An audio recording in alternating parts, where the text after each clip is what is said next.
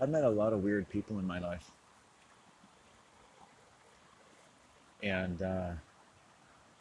when I say weird, it's just a nice way of saying violent.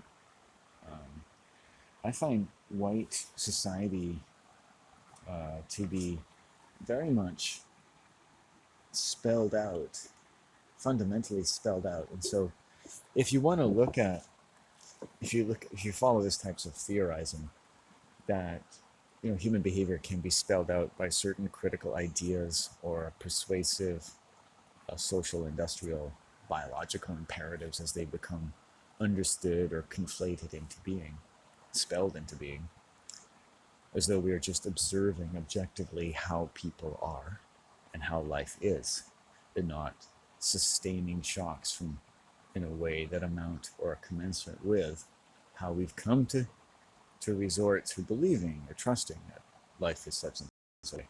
Because there's no way to really prove otherwise. So you can look at all behavior, say, in this region for me, and say that it's been spelled out in a way. It's been spelled out very well. And it's not spelled out by pure, wonderful ideas.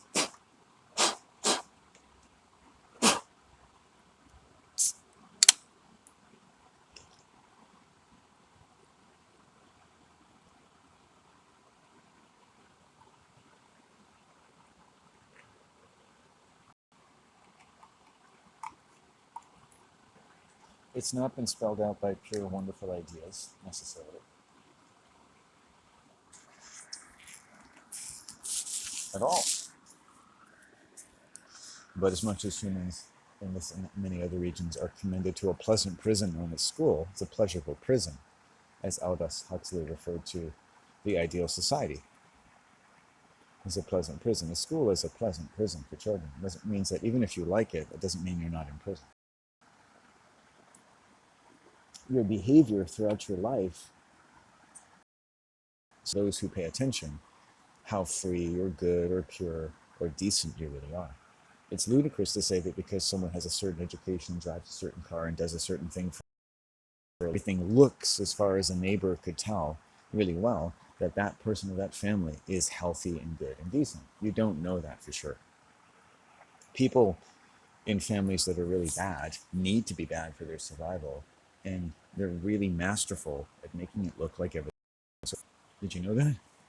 Just like you would, if you were domestically abused, if you're a child and your dad just peed on your Cheerios, or something happened, or they yelled again about some awful thing, and dad said, "Shut up, bitch," to your mom, and you went out the door and you went to school, you're going to try to behave like nothing happened. You're going to be numb. It might be that the teacher can see that something is wrong or whatever, or you just come to school every day like this, and so no one can really tell any difference because the first time they met you, that's how you behave. Or if you came to school really happy and all of a sudden one year you started being unhappy all the time. So teachers can pick up some things, but not everything, right? Because let's face it, the school itself is a prison, right?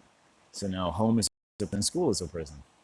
And you could spend your whole life trying to find that island in the Caribbean where you can just wake up each day and feel good. Maybe be around some people that you like, enforce how you'd like to be thought of by other people, and who don't make it dangerous for yourself by finding out, hey, what are you going to say? And what new opinions do you have today? And what new thoughts life? And your friends could feel safe, and you could. That's only ever happened in my fantasies. Oh, Landon, let me hear your thoughts. Let me get to know you by listening. Like the psychopath I met here one day, the young Australian man, right? You could see right away that nothing about what I could say for myself about me as a human meant anything. That's what he has to offer people. You don't have to be anyone, and I'll be your friend. But what is he getting out of it? Well, he gets to use you, right? He's a predator. So I meet very charming predators sometimes, and it's not what they want to be. It's more like what they need to be. Not everything that people need is good for you. You might notice that. Not everything that I need is good for you. Not everything that I might seem to need, because you get to be the judge, really, right? Of what you see or seem, or what I see or seem, or what you and how things seem to you. That what I Anything I do that's bad to you, anything you do you don't like about this video, this probably stems from my own needs and or my sense of the Bible. You'd say, oh man, like, oh, you're a crazy dude, but I could see you probably needed to defend yourself a lot. Like, I get, like, something's attacked you, man. Like, oh, dude, like, what all you have people attack you all the time, and bus drivers attack you. Like, wow, who wants to be someone that bus drivers attack? I don't want to be that. What a weirdo.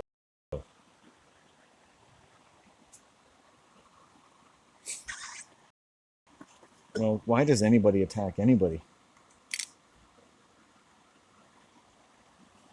Self defense, fear. Also, in cults, to shore up, defend, and escalate aggression, especially when it starts off on an irrational basis.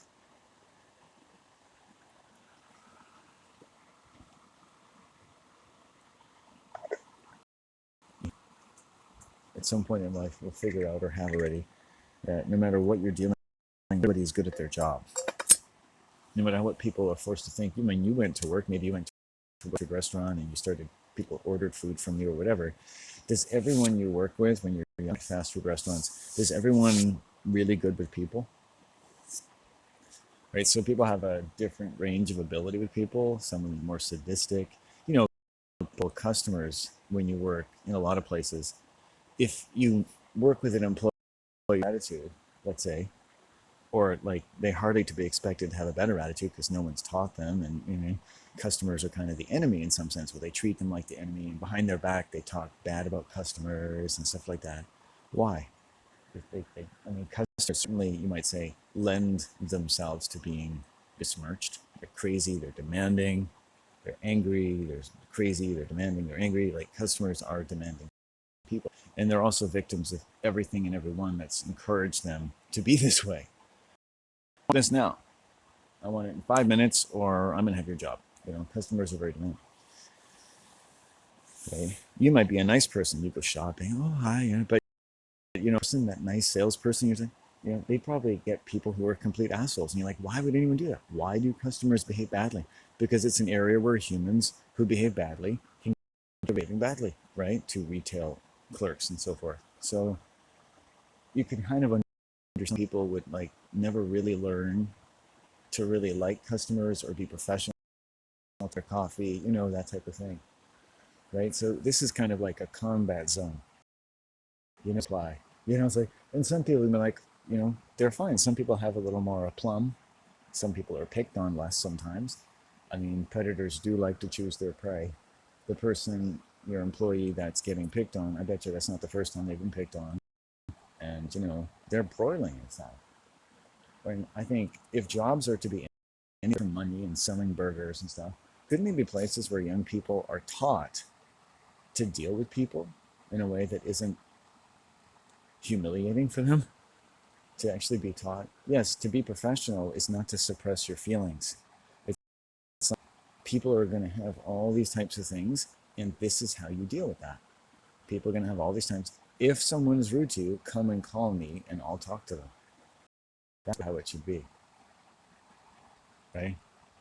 And you're always going to get irate, crazy people, but then that person, if they're professional, protected enough, and they're safe enough, so that they can handle those in between ones, so they're really bad, a little bit easier, and so forth. You can prepare being overly aggressive to people, right? That's professionalism, right? Professional clerk at a motel or hotel or a gas station, I'm sure they've seen some pretty weird things, but in the store, they don't look at you like, I hope you're not one of those people. You're not one of those people, but they could, right? So how do you manage these nerves? How do you manage these difficult human interactions? Well, professional training helps, and good support staff, manager, what have you. You learn something. You learn that you don't have to be a victim. You learn that the staff can feel strong without lapsing into being unprofessional and predatory upon their customers. Because when anything is too defensive, even if you think it works, if your staff is too defensive, what happens is you're going to get staff who are going to bully your clients.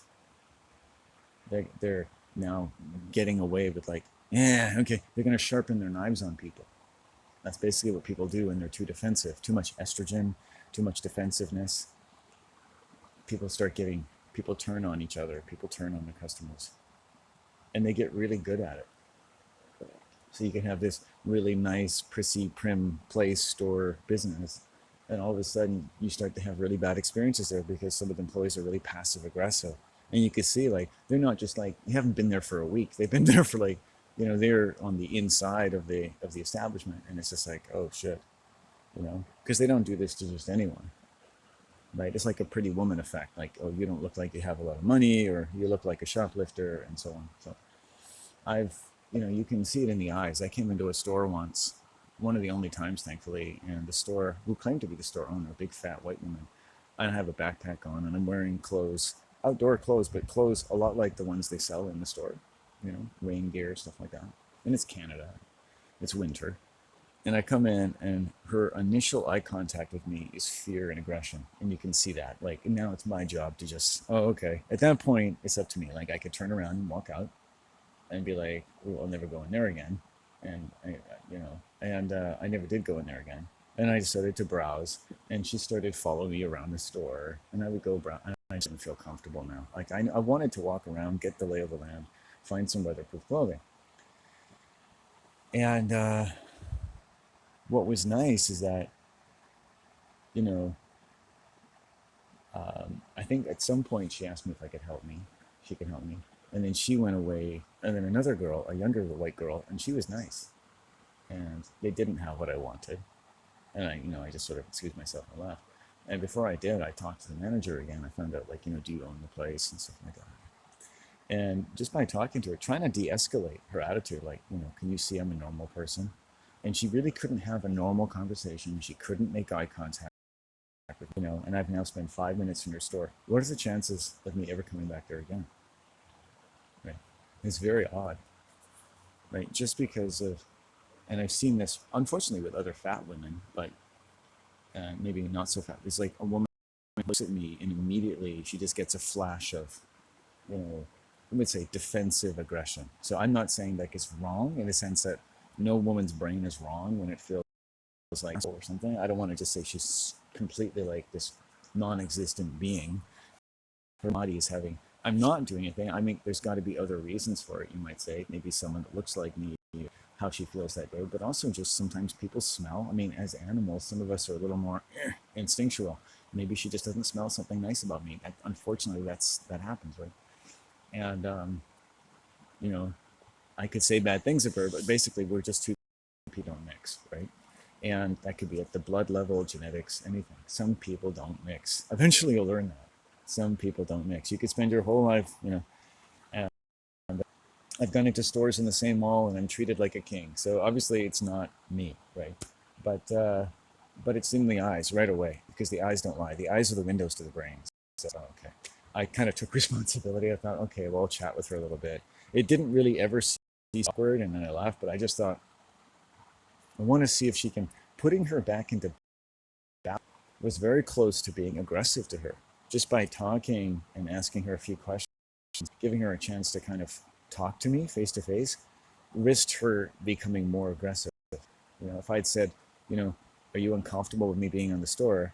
She probably would have said no, but she would have become more aggressive. So she would have said one thing and did the opposite, right? Her brain is, right? So when someone is schizoid, they can't tell you they just show you they dislike you. At some point, they may find an opportunity to tell you they dislike you, but even then, they won't tell you they dislike you. They'll just be able to, that makes it even more clear that they don't like you and something's wrong with you, right? So, not good. And those types of people,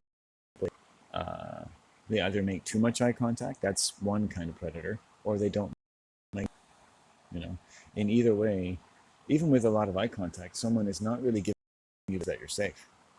Some people, I'm sure they could look at you in your life, some beautiful Indian stewardess maybe looks at you and makes warm, lovely eye, and you think, safe in the friendly skies. Other people, it depends on what's in the eyes, right?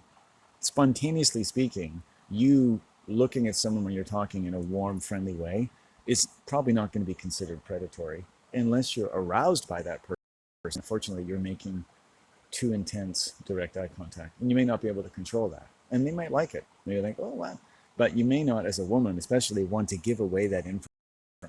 So sometimes controlling eye contact and bringing your eyes away, it's certainly, I think if women bring their eyes away or become modest or look down, they may take that as a sign of submission, and so women might fear being feminine and modest around men. I think a lot of women who make too much eye contact with me probably have had to make a lot of direct eye contact, expected it from them. And if they don't give it, it's a sign of weakness or a sign of submission. I'm sure that happens. And so people get trained in that way. So, but even then, I think we can tell the difference. If I met someone who's just used to giving direct eye contact, maybe they work in a profession where they do that and they give a strong handshake, that's okay. You know, they're probably going to dominate the interaction because I'm just not going to give that eye contact. You know, I'm not like Tom Cruise, like, hey man, let's stare at each other and have an amazing conversation. But and then it breaks down to personality and stuff like that. But you can definitely tell the predatory types. You know, they not only being dominant doesn't make you a predator. Like if you interact with me and you end up doing all the talking for whatever reason and you're dominant, that doesn't mean that something's wrong. But if someone misuses that dominance, so someone could establish that dominance, and by the time that's wrong, you know what you have to do to bring things back into balance becomes a little more risky, doesn't it? There's more chance of error. How you're going to correct that, you know? So I knew a sociopath I ran into walking, and after you knew it right away, and after 2 or 3 meetings, you could see he was getting more and more dominant, telling me where to stand and stuff like this. So I had to exert some dominance back, you know, one day, and that was it. And I just never talked to him again. And he just would walk around me or not talk to me because, you know, unfortunately, you let these people in, you give them an inch, they take a mile. They just start getting more and more. They don't really know how to control. I mean, anyone can be dominant with to excess. I mean, dominate, dominate, dominate. You can dominate your children. You can dominate your dog. You can dominate the remote control. You can dominate my time. But chances are, if someone doesn't like how much you're dominating, they're not going to want to be around you, right?